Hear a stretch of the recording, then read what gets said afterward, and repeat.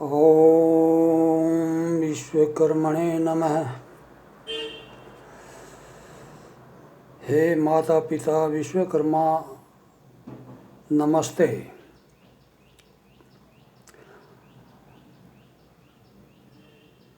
मनोभव प्रसारण में आपका स्वागत है। आज विश्वकर्मा के एक ऐसे नाम पर चर्चा करेंगे जिसका विस्तार से वर्णन किया जाएगा।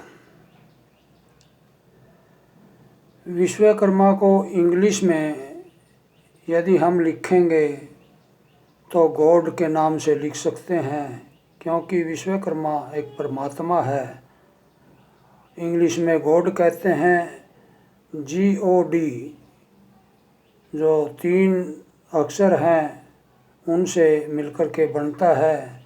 G से जनरेटर, O से ऑपरेटर और D से डिस्ट्रॉयर। जनरेटर का मतलब है सृष्टिकर्ता, उत्पन्नकर्ता, पैदा करने वाला। O से विकासकर्ता और स्थितिकर्ता और D से डिस्ट्रॉयर अर्थात विनाशकर्ता। ये परमात्मा के गुण हैं। तीनों गुण यदि एक शक्ति में हो वह गॉड कहलाता है। गॉड का पर्यायवाची शब्द संस्कृत में सविता है। सविता सूर्य को कहते हैं, अर्थात विश्वकर्मा का नाम एक सूर्य भी है और सविता भी है। यहाँ पर सविता भी 3 अक्षर स, वी और ता, ये इसका संधि छेद करें तो ये मिलता है। तय से तर्पण करता, तांडव करता अर्थात विनाश करता, और वी से विकास करता अर्थात सृष्टि को बढ़ाने वाला, पोषण करने वाला और स्थापित करने वाला, वह विकास, वी से विकास बनता है। और स से सर्जन करता, जो उत्पन्न करता है, वह परमात्मा विश्वकर्मा है। क्योंकि विश्वकर्मा से संबोधित होता है कि विश्वकर्ता, विश्व को बनाने वाला। अर्थात विश्वकर्मा में जब ये 3 शक्तियाँ हो तो वो इस विश्व को रचती है, विकास करती है और प्रलय करती है। यह एक सर्कल है जो चलता रहता है। सृष्टि बनती भी रहती है, बिगड़ती भी रहती है और उसका विकास भी होता रहता है। विश्वकर्मा की 3 शक्तियाँ हैं, जो ब्रह्मा शक्ति, विष्णु शक्ति और शिव शक्ति। ये सृष्टि को बनाने में, चलाने में और इसका संतुलन रखने में कार्य करती है। ब्रह्म शक्ति सृजनात्मक है और विष्णु शक्ति विकास करता है और शिव शक्ति प्रलय अर्थात परमात्मा, परम अणु, और अणुओं से बनती है परमाणु। ये वैज्ञानिक भाषा में हम यूँ भी कह सकते हैं कि परमाणु से सृष्टि उत्पन्न हुई है। अर्थात विश्वकर्मा ने परमाणुओं के द्वारा जो सृष्टि का उत्पन्न किया है, वह इलेक्ट्रॉन, न्यूट्रॉन, प्रोटॉन। इलेक्ट्रॉन ब्रह्म शक्ति है, प्रोटॉन विष्णु शक्ति है और न्यूट्रॉन शिव शक्ति है। अर्थात हम मतलब इलेक्ट्रॉन सृजनात्मक और प्रोटॉन ये मिलकर के इस सृष्टि का विकास करते हैं, और यदि आपस में ये क्रिया करते हैं तो न्यूट्रल हो जाते हैं अर्थात उदासीन हो जाते हैं, तो ये उसका प्रलय हो जाता है। सृष्टि में जो कुछ भी हम देख रहे हैं, हम भौतिक पदार्थ हैं, वो हम उनको परमाणु प्रकृति कहते हैं। और इस प्रकृति के माध्यम से एक वो परम शक्ति अर्थात परमात्मा इस सृष्टि की रचना करता है। उस रचना में सर्वश्रेष्ठ मानव प्राणी है। मानव प्राणी अपनी बुद्धि से, अपने ज्ञान से प्रकृति को समझता है और परमात्मा को समझने की कोशिश करता है। मनुष्य को परमात्मा तक पहुंचने के लिए सबसे पहले उसकी बनाई हुई कृति अर्थात संसार को, विश्व को समझना होता है। जब तक हम प्रकृति को नहीं समझेंगे तो परमात्मा तक नहीं पहुंच सकते। इसके तक प्रकृति को समझने के लिए जब हम दिमाग, हमारा मस्तिष्क, जो हमारा ज्ञान है, वो फेल हो जाता है, निरुत्तर हो जाता है, तो उसके बाद हम साइंस का अर्थात टेक्नोलॉजी का, यंत्रों का प्रयोग करते हैं, उस पर विभिन्न प्रकार की खोजें करते हैं। तो उन खोजों का भी एक, जैसे मनुष्य के दिमाग की, सोचने की, समझने की जो शक्ति है वो लिमिट है, वो निर्धारित है। उससे आगे हम देख नहीं सकते, सोच नहीं सकते, कार्य नहीं कर सकते। उसी प्रकार यंत्रों की भी, टेक्नोलॉजी की भी, विज्ञान की भी एक सीमा है। उस सीमा से बाहर विज्ञान भी काम नहीं करता। तो उससे आगे परमात्मा जो परमाणु है, जो आत्मा है, परमात्मा है, उसको समझने के लिए हमारे ऋषि मुनियों ने योग अर्थात समाधि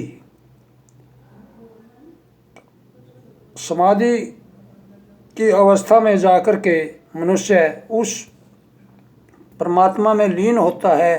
तब उस मनुष्य को समझने में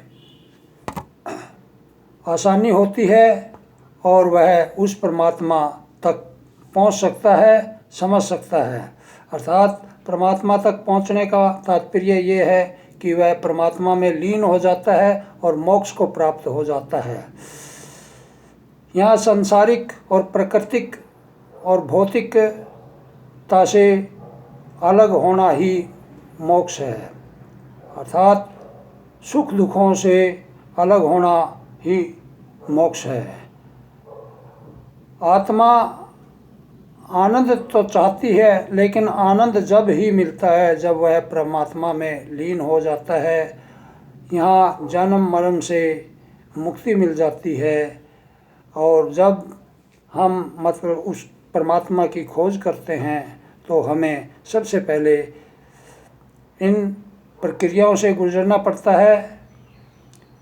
सबसे पहले अपने आप को जानना पड़ता है, फिर प्रकृति को जानना पड़ता है, फिर उस प्रकृति के कार्य और उस परमात्मा के कार्य और मनुष्य के कार्य, इनको समझ करके जो आदमी अभ्यास करता है, वह खोज करता है, वह ऋषि कहलाता है।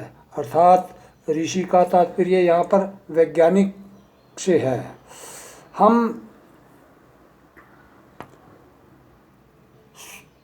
सविता, गॉड और परमात्मा पर चर्चा करने के बाद एक नाम विश्वकर्मा का सूर्य भी है। सूर्य प्रकाशमान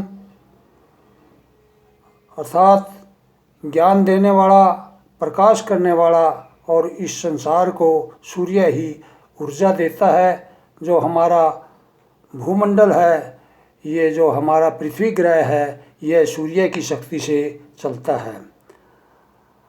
अर्थात सूर्य हमारे प्राण है। सूर्य हमें जीवन देता है और सूर्य इस पृथ्वी को स्थित रखे हुए है। अगर सूर्य अपनी ऊर्जा से इसको प्रकाश से ऊर्जा ना दे पृथ्वी को, तो यहाँ पृथ्वी हमें नाना प्रकार के वनस्पति, पेड़ पौधे एवं औषधियाँ प्रदान नहीं कर सकती। सूर्य ही पृथ्वी को उपजाऊ बनाने के लिए नाना प्रकार की शक्तियों से इसका पालन पोषण करता है, और इस पृथ्वी पर जो सृष्टि उत्पन्न होती है वह सूर्य के कारण होती है। और वह सूर्य देव एवं सूर्य को हम परमात्मा एवं भगवान भी कहते हैं। इसलिए सूर्य हमारा जीवन है, सूर्य हमारा प्राण है, सूर्य हमारा देवता है, और सूर्य ही इस सृष्टि की जो पृथ्वी पर है उसकी रचना सूर्य के द्वारा होती है। अर्थात हम परमात्मा को ऊर्जा के रूप में, अर्थात उस परम शक्ति के रूप में, उस परमाणु के रूप में देखते हैं, जो इस विश्व को अपने विधि विधान से, अपने नियम से एक कर्मानुसार बनाता है, उसका विकास करता है और उसका विनाश भी करता है। यह चक्र निरंतर चलता रहता है। अर्थात यहाँ पर परमाणु अजर अमर अविनाशी शाश्वत है। परमात्मा में भी यही गुण है, और जो परमात्मा है उसमें विशेष गुण एक चेतनता, जो सर्वज्ञ है, सर्वशक्तिमान है, न्यायकारी है, जो कर्मों का फल देने वाला है, वह परमात्मा के विशेष गुण है। इसलिए जो कर्म हम करते हैं वो अच्छे कर्म करने चाहिए, क्योंकि अच्छे कर्मों का फल हमें परमात्मा अच्छा देगा और बुरे कर्मों का फल हमें भुगतना पड़ेगा, और हमें बुरा ही उसका फल मिलेगा। अर्थात हमें कष्ट उठाने पड़ेंगे। अच्छे कार्य करेंगे तो हमें सुख मिलेगा।